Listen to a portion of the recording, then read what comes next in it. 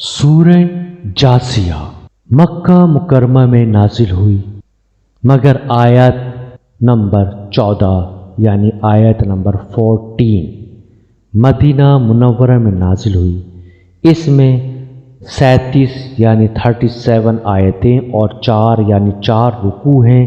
نازل ہونے کے اعتبار سے 65 یعنی 65 نمبر پر ہے، لیکن تلاوت کے اعتبار سے یہ 45 یعنی 45 نمبر پر ہے اور سورہ دخان کے بعد نازل ہوئی ہے۔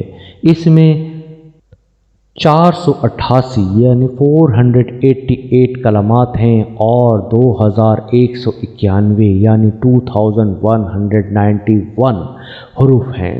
ترجمہ سماعت کیجیے۔ اللہ کے نام سے شروع کرتا ہوں جو بڑا مہربان نہایت رحم کرنے والا ہے۔ حامیم۔ یہ نازل کی ہوئی کتاب ہے غالب حکمت والے اللہ کی طرف سے۔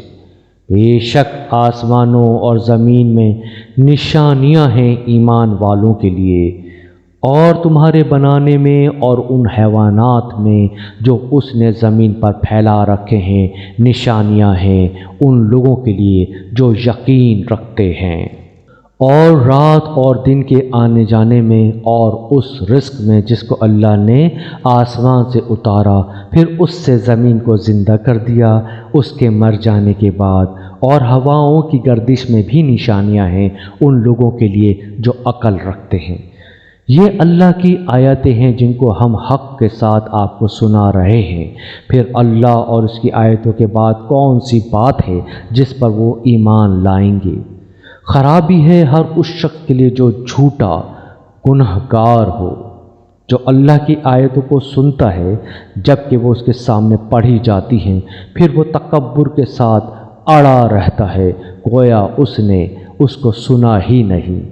بس آپ اس کو ایک دردناک عذاب کی خوشخبری دے دیجیے، اور جب وہ ہماری آیتوں میں سے کسی چیز کی خبر پاتا ہے تو وہ اس کو مذاق بنا لیتا ہے۔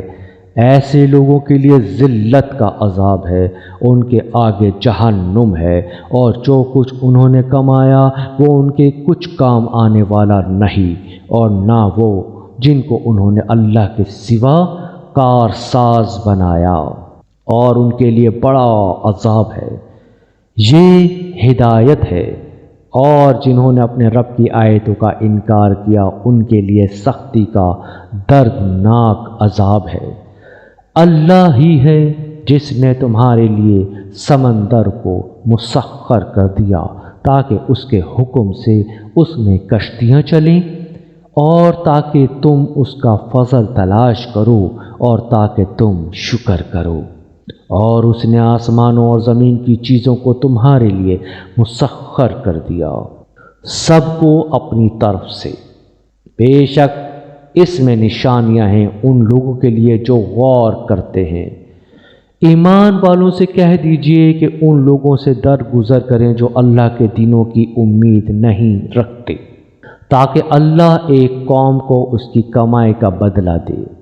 جو شخص نیک عمل کرے گا تو اس کا فائدہ اسی کے لیے ہے، اور جس شخص نے برا کیا تو اس کا وبال اسی پر پڑے گا، پھر تم اپنے رب کی طرف لوٹائے جاؤ گے۔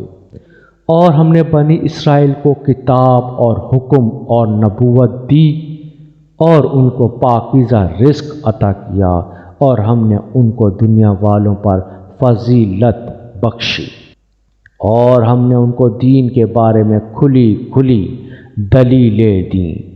پھر انہوں نے اختلاف نہیں کیا مگر اس کے بعد کہ ان کے پاس علم آ چکا تھا آپس کی ضد کی وجہ سے۔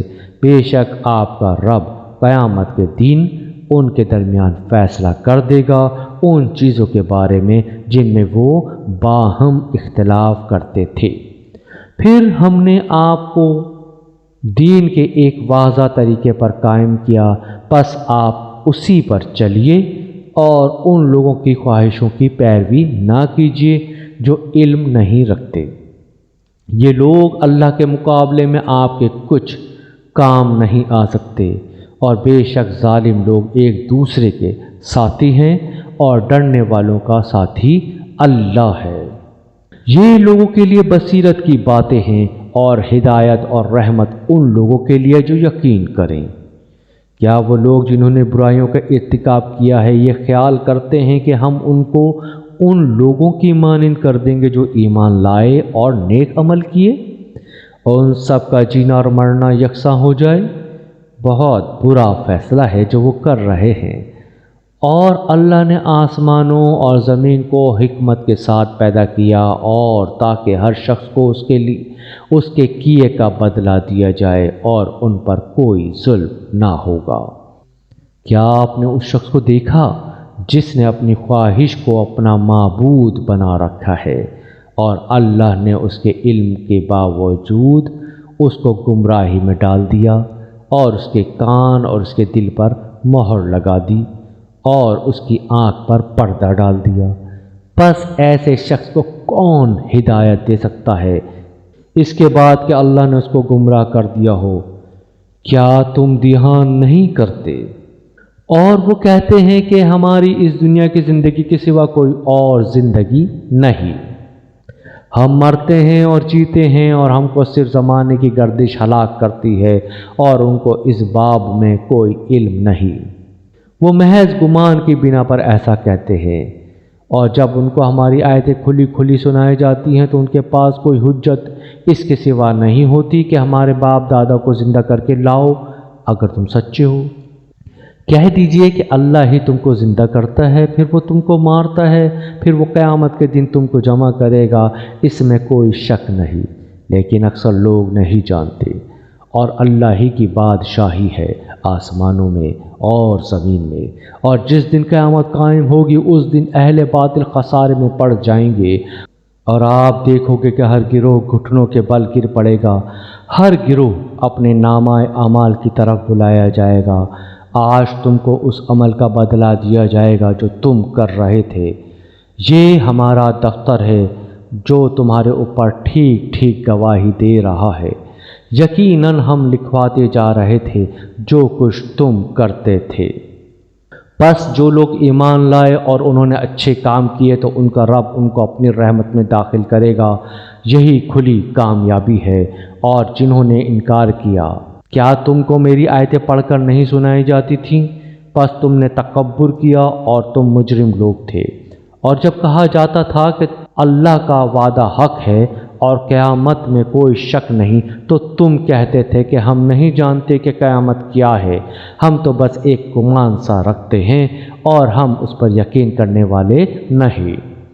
اور ان پر ان کے اعمال کی برائیاں کھل جائیں گی، اور وہ چیز ان کو گھیر لے گی جس کا وہ مذاق اڑاتے تھے، اور کہا جائے گا کہ آج ہم تم کو بھلا دیں گے جس طرح تم نے اپنے اس دن کے آنے کو بھلائے رکھا، اور تمہارا ٹھکانہ آگ ہے اور کوئی تمہارا مددگار نہیں۔